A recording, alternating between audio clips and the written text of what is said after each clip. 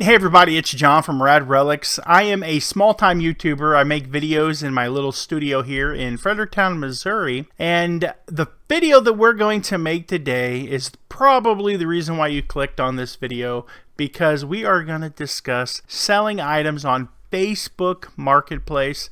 It's something that I have become really proficient at, something that I love to do, and it seems to be a way to make some quick money flipping larger items. That's what I personally do, is I buy larger items, furniture, electronics, and stuff like that I couldn't typically sell on eBay. But I buy this stuff at auction, and I get it pretty cheap, and I wanted to figure out a way that I can make more money, because, you know, we all want more money. And this was a complete market that I had just not tapped into. And we're going to discuss that. So I'm done rambling. We're going to jump into the video.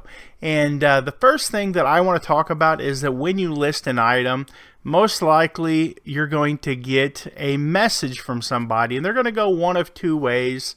Well, one of three ways. It's going to go legitimate and you're going to sell the item. But there are two types of scams on Facebook Marketplace that are just prevalent right now. And typically you're going to list, say, a refrigerator or we'll do a couch. And the person's going to message you and say, is this available? And you're going to reply with some form of yes. And what they're going to do next is they're either going to ask you for your phone number, or they're going to ask you if they can do a Zelle or Venmo payment and then have someone else pick it up. First one, I'm really, I'm more, I guess, comfortable discussing, but we're going to talk about the second one a little bit too. The first one, what they're doing is they're going to ask you, say, I want to make sure before I come pick up this item that you are who you are. And what I'm going to do is I'm going to need your phone number, because I'm going to send you a 4-digit code so that you can give that code to me, and then I can verify that you are who you are. It sounds, it sounds plausible in a world full of creeps and weirdos.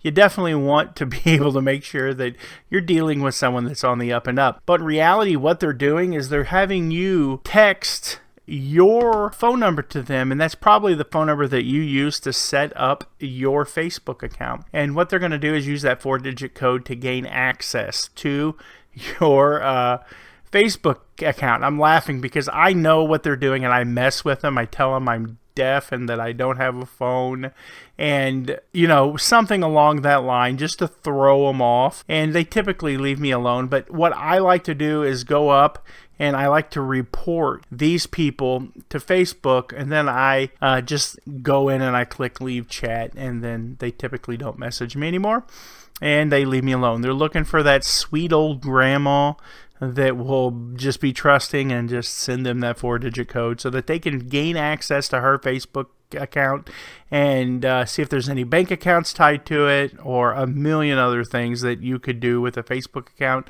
from another country. And the second one is a Zelle Venmo scam, and there's a couple of different ways that this can go. And this can go, what they want to do is they'll fake send you a large amount of money. Like if you say, oh yeah, I've got Zelle or Venmo, and then what they do is they'll send you an email address. They'll ask you for your email, and then they spoof a fake email that makes them look like they overpaid you, and then they go crazy because they're like, oh, I paid you too much money, I need it back. So then they have you send the money back to them, and then you pay them money that they had never sent you. They've never sent you that money. And it's based on some of the older scams where they would use, like, even on when they pick up stuff on Facebook Marketplace. I always just tell people that I take cash, or actually am set up as a store, and that I can't take credit card or debit cards through my payment processor that I have on the other side of the counter over there. But I would suggest that if you guys do Facebook Marketplace, do not give any personal information to anyone. No one needs to call you on the phone. No one needs a 4-digit code to verify who you are. These are all scams, so you've got to be careful for them.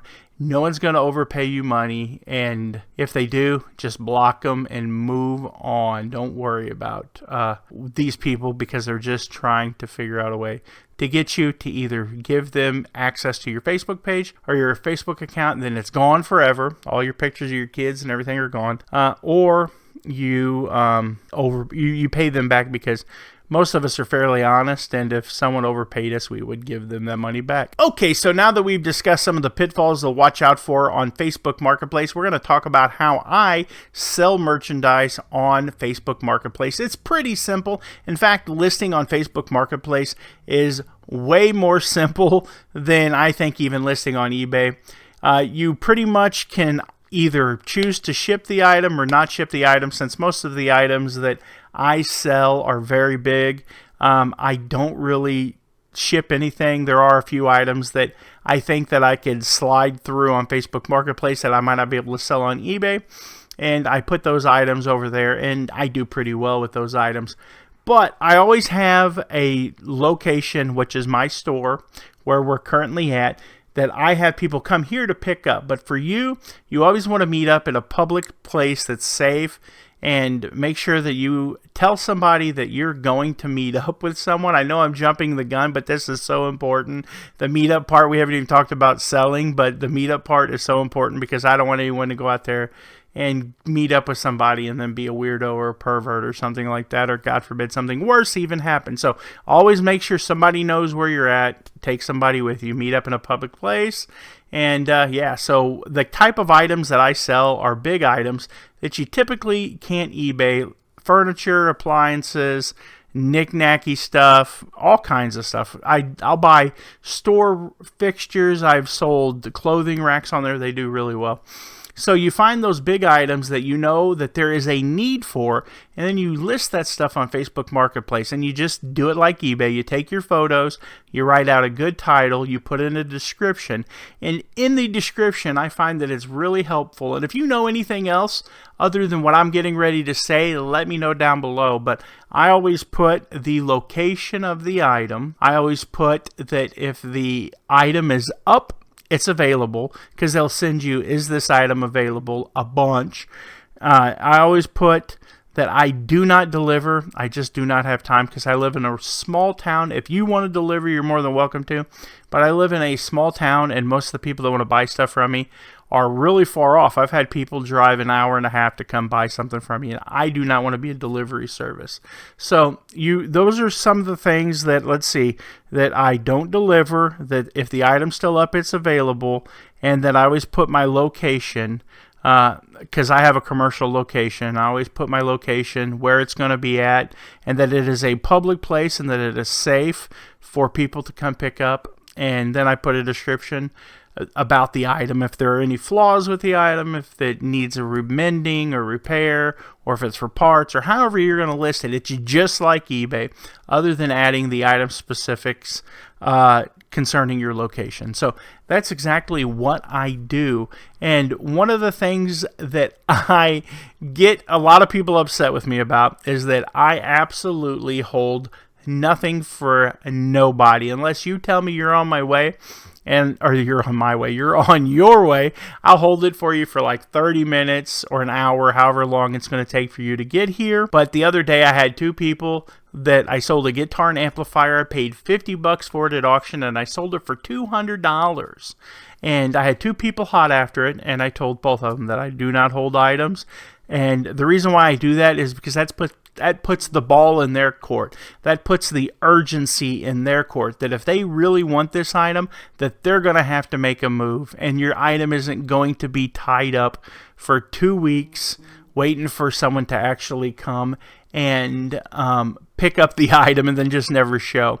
And that's the second thing. If the person really wants the item, that's the reason why I have a place for it to be picked up. They come to me. I can't tell you how many times before I had a good pickup location that I was ghosted, that I would drive to another town that was 16 miles away and sit in the Walmart parking lot, and just to sit there and to be ghosted by the person that was supposed to be coming to pick up the item.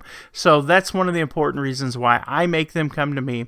If you have good merchandise and it's priced right, people will make that drive, because if they want it, they're going to drive for it. And yeah, I mean, but as always, if you want to do something different, you're more than welcome to. But I have a feeling that you're going to learn the lessons that I learned, and that lesson is that if if they don't have a sense of urgency to come get it, and if they don't have any skin in the game, it's just real easy for people like that to be like, oh, I forgot, or oh, I was going to show up, but something came up, my car broke down, my kid broke his leg. There's all kinds of excuses. So that is how I handle the delivery and the picking up of Facebook Marketplace items.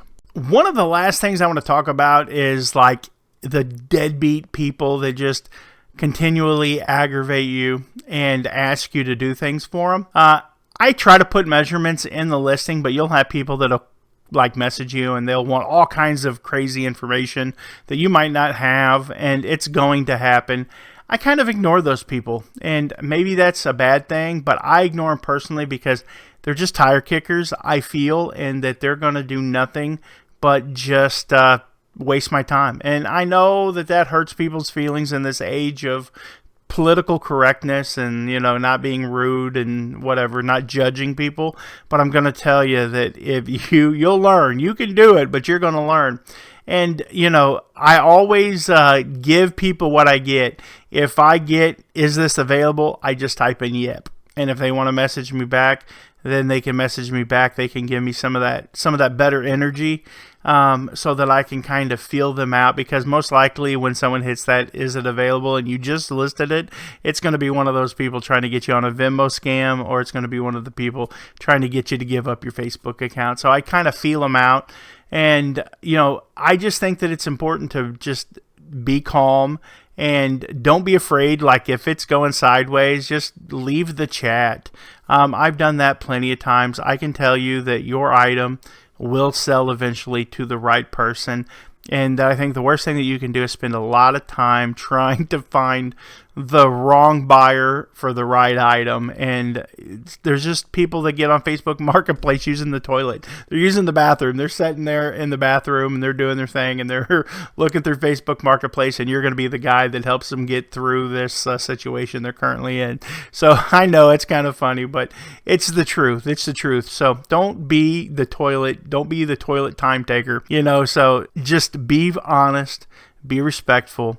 And at the end of the day, just give good customer service. And as always, I tell people to under promise and over deliver. Never underprice your items on Facebook Marketplace. Don't be afraid to ask too much for these items, because at the end of the day, you can always take money off, but you're never going to be able to add money to it. And just a real funny story, and then I'll let you guys go. One of the things that I find is that sometimes I'll test my item. I have 2 Facebook accounts because I get in trouble on Facebook, and sometimes I'll post the item under my alternative Facebook account, and I'll post it at a price that I think might be okay. But I have a chair that is a swivel chair. It's from the 60s, and I posted that thing for $60, and I can tell you that I got like what felt like 100 messages. My phone just was going crazy.